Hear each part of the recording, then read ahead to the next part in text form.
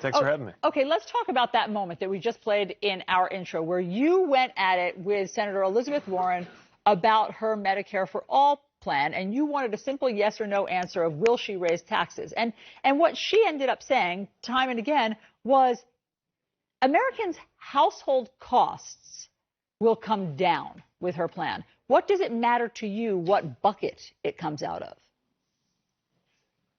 Well, not only is it important to have yes or no answers to yes or no questions at a time when people are so frustrated with Washington speak, but also there's still been no explanation for a multi-trillion-dollar hole in this plan.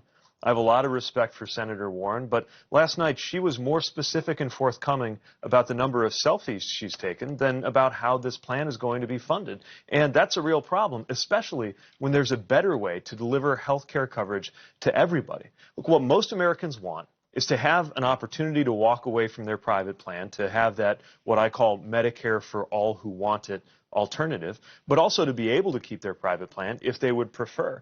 And I think that's the right answer, especially when you do the math and realize it's also an answer that is paid for, unlike the Medicare for all, whether you want it or not plans that still have this giant question mark over how it's supposed to work. But just to be clear, when she says that middle-class families will have more money in their pocketbook because health care costs will come down under her plan, you don't believe her?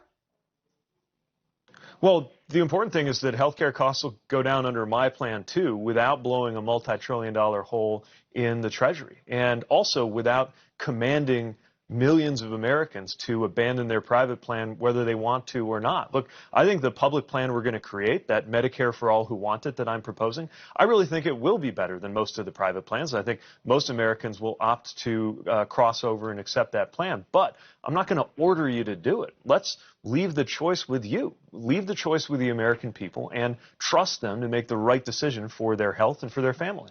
Before